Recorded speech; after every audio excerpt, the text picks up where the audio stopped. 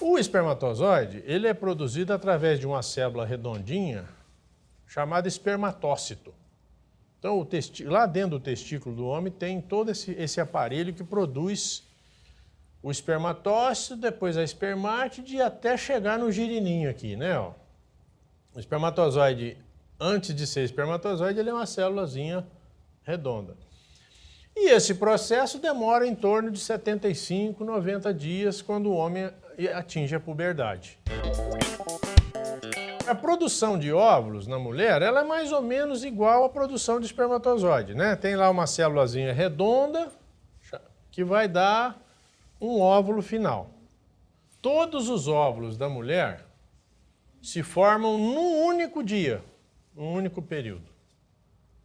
Vocês ainda estão dentro da barriguinha da mãe de vocês. Nesse dia, lá pelo 5º mês de gestação da mãe de vocês, quando vocês têm 500 gramas de peso, as meninas, vocês vão formar todos os óvulos que vocês vão ter para o resto da vida. Então, são 7 milhões de óvulos nessa fase. E a partir daí, vocês não mais formarão novos óvulos. Quando chega na puberdade, que é quando a mulher começa a ovular, o que é ovular? Eu já vou explicar. A mulher soltar o óvulo no meio do período. Você só tem 400 mil. Então perdeu mais uma leva, né? E a cada ovulação, isso quer dizer, a cada mês, vocês jogam fora de 800 a 1.000 óvulos. Ao ovular um, vocês jogam fora 800.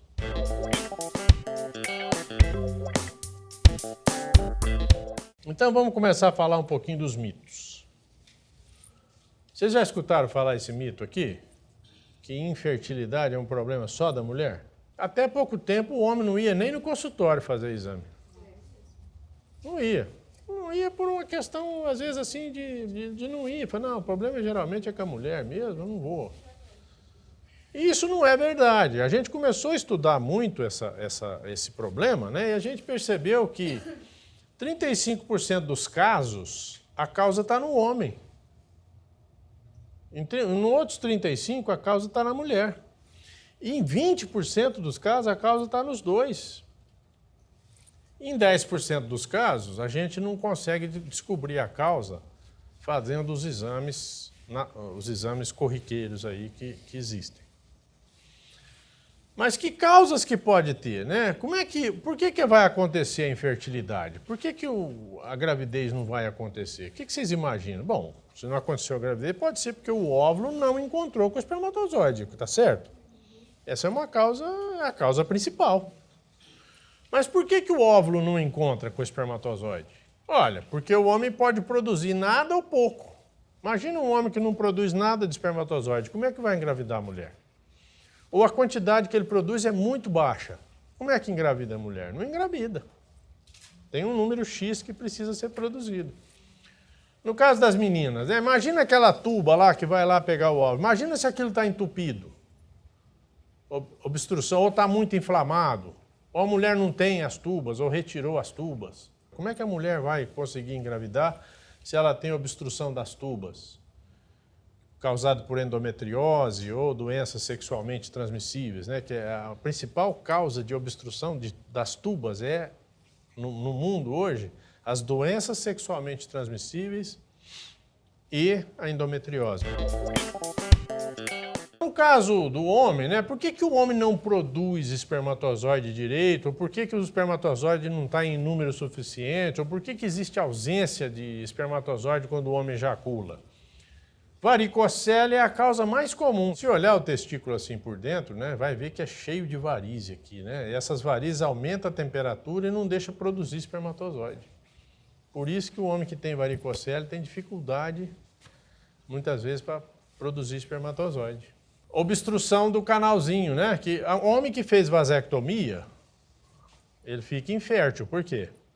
Porque corta o canalzinho por onde o espermatozoide passa. A mulher, né? Fez laqueadura também, ou que tem obstrução tubária por algum outro motivo, né? A aderência, né? Vocês já ouviram falar da aderência? É assim, quando a mulher tem infecção na tuba, Depois da infecção, forma cicatrizes dentro das tubas. As tubas ficam todas tortas e cheias de cicatrizes, parece umas teias de aranha daqui, tá vendo? E a tuba é um órgão que precisa ter movimento. Mas se ela está fixa, ela não consegue captar esse óvulo para fazer aquele trajeto que eu mostrei para vocês. Olha os miomas, né? São tumores que tem no útero. Por exemplo, um mioma que está dentro do útero assim, atrapalha a mulher a engravidar. Imagina, ali é onde o bebê vai crescer. Tem lá um tumor lá dentro, tem que tirar, né? O tal do ovário policístico, né? Um ovário que é cheio de óvulozinho, mas essa casca aqui é muito dura e a ovulação não acontece. A mulher não ovula. E muitas vezes a mulher que não ovula, ela não menstrua direito também. A menstruação fica totalmente irregular, né? Olha a tal da endometriose. O que é essa doença, essa endometriose, que está tão na moda aí? Todo mundo fala dessa endometriose, né? O que é endometriose? Endométrio é aquela camada interna do útero, tá certo? Então o endométrio ele tem que ficar onde? Dentro do útero, vocês concordam comigo? Mas em muitas mulheres, o endométrio ele escapa pelas tubas e sai de dentro do útero e cai, por exemplo, no ovário, ou aqui no intestino, ou aqui nas tubas. Cai dentro da barriga. E aquele tecido que tinha que estar dentro do útero fica grudado num lugar que não era para ele ficar. Esse tecido do útero que está fora da cavidade uterina chama-se endometriose, essa doença, né? Vocês imaginam que cada pedacinho daquele, todo mês, vai crescer, amadurecer e querer menstruar. Mas vai menstruar para onde? Você está dentro da barriga. Como é que a endometriose atrapalha a gravidez? Dando aderências. Ela dá inflamação e cicatrização nas tubas, dá inflamação e cicatrização nos ovários. E é uma doença que geralmente é dolorosa. Então, é muita mulher que tem muita cólica menstrual, é a mulher que tem muita dor na relação sexual, principalmente na penetração profunda, né? E às vezes a gente acaba tendo que operar essa endometriose antes da mulher engravidar ou para deixar essa mulher mais fértil. 15 a 20% da população tem dificuldade para engravidar. Por isso que eu digo que a infertilidade é um problema social. Imagina, 20% das pessoas têm dificuldade para engravidar. O estresse é um problema que afeta todo mundo. Mas ele não é uma causa direta da infertilidade. Não é. Ninguém não engravida porque está estressado. Se fosse assim, uma mulher estuprada não engravidaria. Quer estresse maior do que um estupro? Então, gente, falar que o estresse é causa de infertilidade, ele é um fator que está sempre associado, mas ele não é a causa principal. E os casais que não procuram ajuda, casais que têm dificuldade em engravidar e não procuram ajuda, só 5% deles engravidam em um ano. Só 5%. Dos que procuram ajuda, 60% engravidam no primeiro ano de tentativa. Então é diferente e precisa procurar ajuda quando a gravidez não vem. Precisa, porque não vai ficar colocando na sua cabeça que é o estresse. Infertilidade, em geral, tem causa. Tá? A gente consegue achar a causa em 90% dos casos. No caso do rapaz, o que eu investigo? O tal do espermograma. O que eu avalio no espermograma? Primeiro é a quantidade de espermatozoide por mililitro de sêmen. Eu tenho que ter pelo menos 15 milhões. Se eu tiver 14 milhões e 990, bom, vamos ter bom senso, né? Mas abaixo de 15 milhões, gente, geralmente tem problema. É infértil. A relação entre o óvulo e o espermatozoide é uma relação chave-fechadura. Se a chave tiver um defeitinho, não abre a porta. E a tal da morfologia. E não é qualquer morfologia, não. Já vou orientar vocês a tentar fazer o médico pedir o exame certo. Morfologia tem que ser do tal do Kruger, também chamada de morfologia estrita. De acordo com esse Kruger, vocês têm que ter pelo menos 4% pelo menos 4% de espermatozoides normais. Isso quer dizer que de cada 100 espermatozoides de vocês, pelo menos 4 tem que ser normal. Se você tiver menos de 4, é problema. No homem também é importante fazer as dosagens hormonais e os exames de sorologia, né, para ver hepatite, HIV, toxoplasmose, um monte de doenças aí que podem, inclusive, ser doença infecciosa. E os hormônios, né, tanto o FSH, quanto o LH, quanto a testosterona, são hormônios que influenciam na produção dos espermatozoides. Eu preciso saber se o cara está tinindo. Para que serve o ultrassom transvaginal? Para ver o músculo do útero, que é essa parte aqui, a camada interna do útero, que é o endométrio, e os ovários. Inclusive para ver se a mulher ovula, tudo direitinho. A mulher também tem que dosar os hormônios, fazer aquelas sorologias, né, para avaliar a função do ovário, avaliar a ovulação. Às vezes tem que fazer ultrassom seriado para ver se está ovulando direitinho, né, porque às vezes o grande problema é a ovulação. 30% dos casos de dificuldade para engravidar é a ovulação que não ocorre. Olha, gente, eu não tenho nada contra a adoção. Eu acho assim, é fantástico o casal que consegue adotar filho. Você está dando amor para uma criança que está abandonada. Tá? Então, para mim, isso é uma coisa altruísta, né? Mas isso não é tratamento para engravidar. Não é a primeira opção. Nós temos que investigar, fazer vários tipos de tratamento. A adoção é uma opção final. O que é infertilidade? É o casal que está tentando há pelo menos um ano e a coisa não vem. Quer dizer que se eu tiver 40 anos, doutor Flávio, eu vou ficar um ano tentando antes de procurar ajuda? Não. Ó, para as meninas com menos de 35, tenta um ano. Não conseguiu, vai procurar ajuda. Para as meninas com mais de 35, passou 6 meses, não conseguiu engravidar, procura ajuda. Mas por que é mais difícil engravidar à medida que a idade aumenta? Quanto mais idade a mulher tiver, mais idoso vai ser o óvulo. E quanto mais idoso o óvulo, mais difícil é engravidar. Não é só isso, né? O que acontece com os óvulos à medida que a idade vai aumentando? Além deles ficarem idosos, eles vão diminuindo em quantidade. Uma menina de 20, 25 anos não tem nenhum óvulo anormal? Todos os óvulos dela são normais? Não existe uma pessoa que tenha todos os óvulos normais. Mas assim, uma menina entre 20 e 25 anos tem 15% de óvulos anormais só. A maioria são normais. Olha como é que a coisa inverte aqui, ó. Entre 40 e 45, 85%, 80% dos óvulos são anormais. Pessoas que engravidam uma vez jamais terão problema para engravidar novamente. Já ter tido filho não é passaporte para ter filho o resto da vida. Então não é porque eu já tive 2, 3 filhos que agora eu vou ter filho o resto da vida e nunca mais vou ter problema.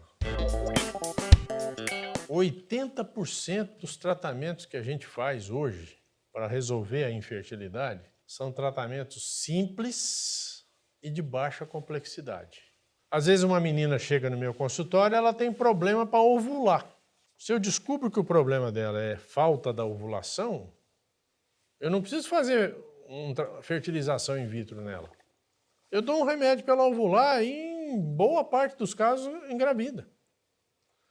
Às vezes é um probleminha de feridinha no útero que está atrapalhando o esperma subir pelo útero ali. Resolve fácil. Às vezes é um probleminha de um mioma, uma pequena endometriose, uma doençazinha que tem na tuba que dá para você corrigir. Então, a maioria dos problemas que causam a infertilidade vão fazer tratamentos, assim, em nível do consultório. A fertilização in vitro, que é esse tratamento high-tech aqui, tá certo? Eu só vou fazer quando tiver uma indicação precisa, tá? Então, a FIV, né? Nós já temos mais de 3 milhões de bebês nascidos no mundo através da FIV, tá certo? Ela tem as indicações precisas, né? Obstrução das tubas, baixa contagem de espermatozoide, mas representam menos de 5% dos tratamentos nos Estados Unidos e menos ainda no Brasil. Menos de 5% dos tratamentos de infertilidade são fertilização in vitro. Eu vou fazer algumas considerações aqui. Eu quero que vocês entendam essas tabelinhas que eu vou mostrar agora, porque eu vou tentar explicar para vocês qual é o impacto da idade, de alguns tipos de doenças, de alguns tipos de alteração do espermatozoide, qual é o impacto disso na chance natural de engravidar. Eu já disse, qual é a chance natural de engravidar? De 18% a 20%. Vamos botar 20% ao mês. Para as meninas com menos de 35, tá? Então aqui, ó, 100 casais normais com a menina abaixo de 35, a chance de engravidar é de 20%. O que significa isso? Que essa chance vai acumulando ao longo do tempo, tá? Então no primeiro mês, se a chance é 20%, quantos casais de 100 vão engravidar? 20. 20% de 100, quanto é? 20. Então, no primeiro mês, engravida 20, correto? E fica quantos? 80. Esses 80 vão para o segundo mês. Quantos engravida no segundo mês? 16. Que é 20% de 80. Sobra quantos? 64. Dos 64, vão para o terceiro mês. Quantos engravida? Que é 20%, mais ou menos, aqui. Tá certo?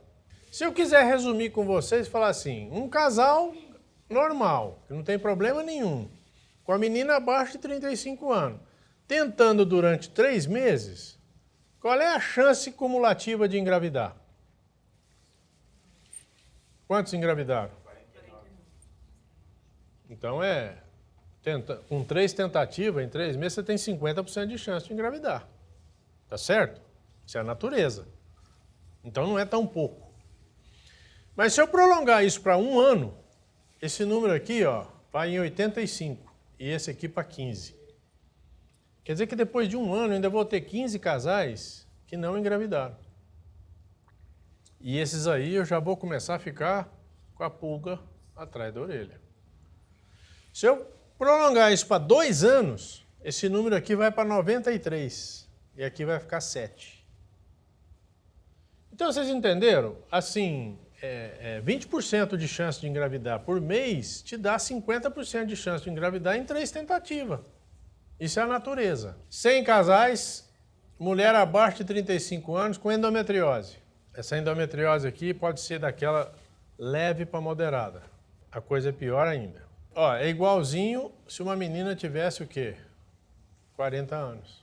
Só 15% dos casais engravidam em 3 meses de tentativa. Então esse é o efeito da doença endometriose na chance de engravidar. O tempo de infertilidade é uma coisa importante. Se você está tentando há mais de 5 anos, você não precisa falar mais nada para mim. De cara eu já sei que a sua chance, você tendo problema ou não, sua chance é menor que 1%. Isso aqui, gente, é de tentativa natural de engravidar, tá? Sem ajuda. Quando é que eu preciso fazer fertilização in vitro ou ICSI? O que é esse tal de ICSI? É injeção intracitoplasmática de espermatozoide. Eu vou explicar direitinho, vou passar um vídeo mostrando o que é para vocês. Essas são as indicações, ó. Ausência ou diminuição de número e qualidade de espermatozoide. Olha, quando o espermograma dá esperma de má qualidade, infelizmente, a gente não tem ainda nenhum tratamento que faz para o homem que melhora a qualidade do sêmen. Às vezes eu consigo melhorar a quantidade, mas a qualidade eu não consigo ainda. E isso é culpa dos homens, porque eles demoraram a vir para o consultório fazer tratamento. A mulher vem muito mais cedo, então o diagnóstico e o tratamento da mulher está muito mais avançado do que o diagnóstico e o tratamento do homem. Nós ainda não temos solução medicamentosa para o homem. Obstrução de trompa. Vou ficar esperando o quê para fazer uma fertilização in vitro numa mulher que tem obstrução das trompas? Não vou esperar mais nem um segundo, não tem outra solução. É essa. Endometriose grave, ovário policístico. Mas, doutor Flávio, você não falou que ovário policístico é só dar um remedinho para a mulher que ela ovula e engravida? É. Na grande maioria dos casos é. Mas tem umas mulheres que têm ovário policístico que têm má qualidade de óvulo. E aí eu preciso fazer a fertilização in vitro para tirar esses óvulos de má qualidade da frente. Só pegar os de boa. Mas vamos aqui embaixo, ó. O que eu falei que é infertilidade sem causa aparente mesmo? É o casal que fez todos os exames e não achou e faz 2 anos, mais ou menos, que está tentando engravidar. Essa é a infertilidade sem causa aparente. Então, como é que é o negócio? São 5 etapas, tá? Eu primeiro vou estimular o ovário. Para que eu vou estimular o ovário? Para pegar os óvulos. Depois eu vou coletar os óvulos e os espermatozoides. Depois eu vou manipular os gametas, quer dizer, eu vou pegar o óvulo e o espermatozoide e vou fazer os dois interagir para fertilizar. Depois eu vou observar o desenvolvimento dos embriões, vou voltar os embriões para dentro do útero da mulher e dali 10 dias eu vou fazer um exame de sangue para ver se engravidou ou não. Passou mais 15 dias, eu faço ultrassom para ver o bebê.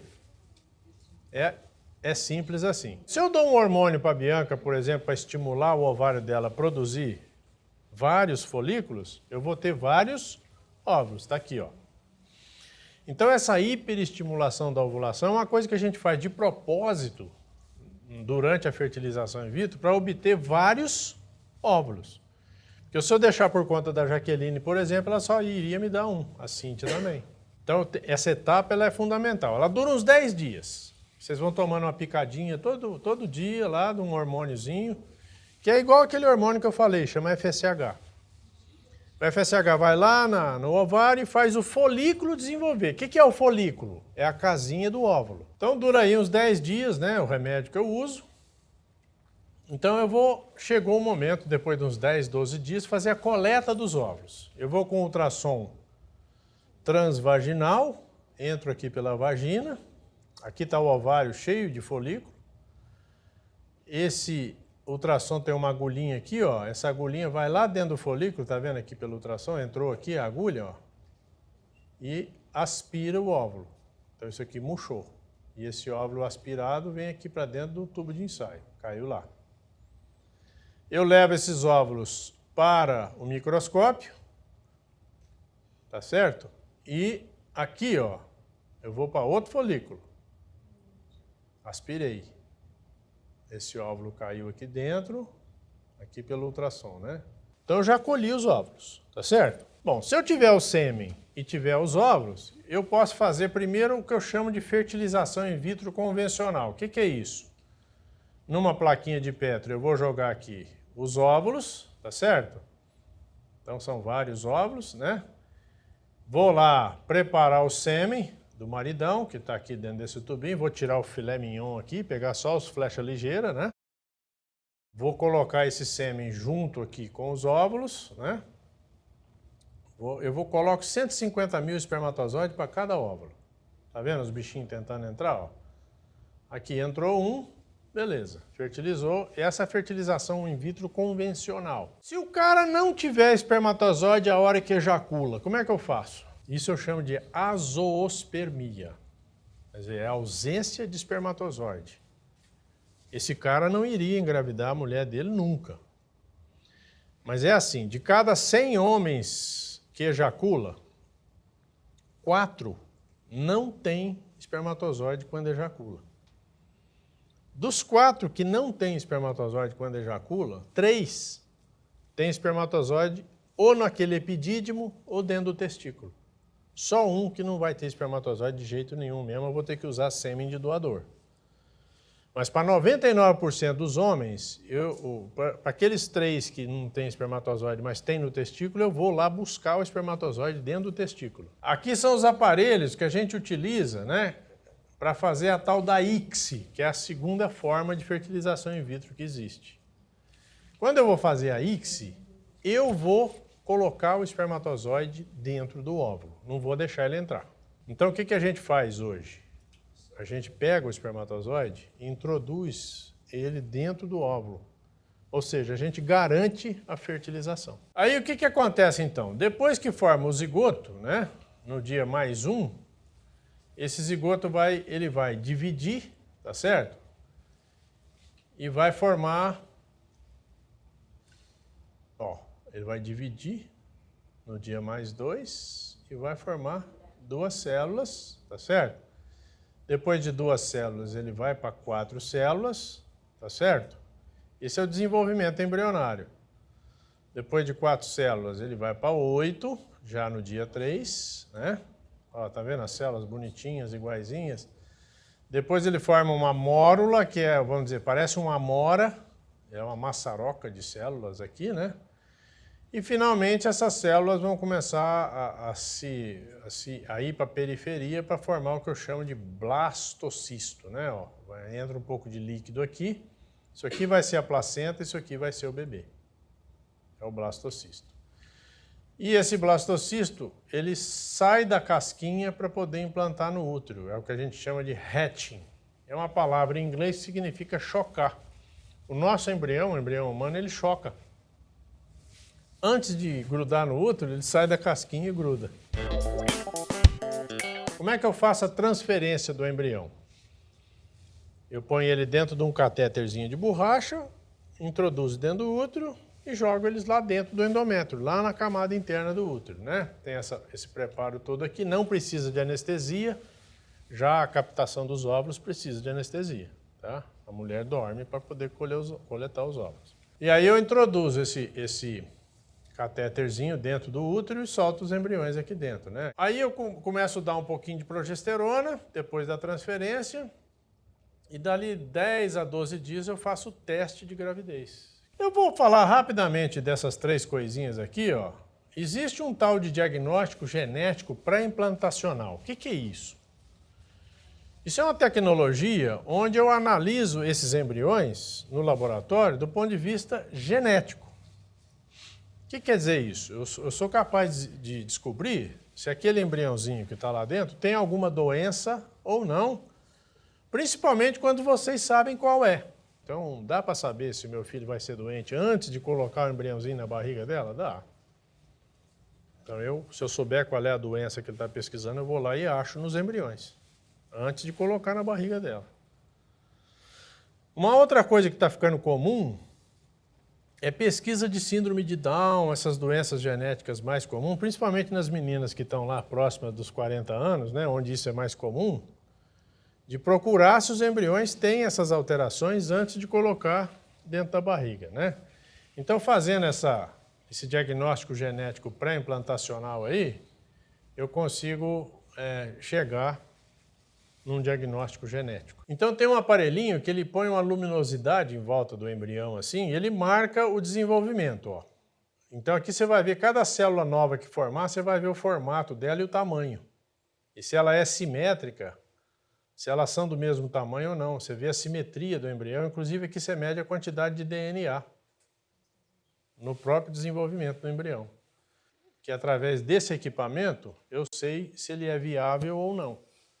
Então aqui de antemão, eu já sei pela divisão das células, e o aparelho já me diz, esse não é viável, esse não é viável, não é viável, esse é viável, viável, viável, viável, ó. Ele vai anotando os embriões que são viáveis e os que não são. Todos os que estão em branquinho aqui, vocês podem olhar que vão formar blastocisto, os outros pararam.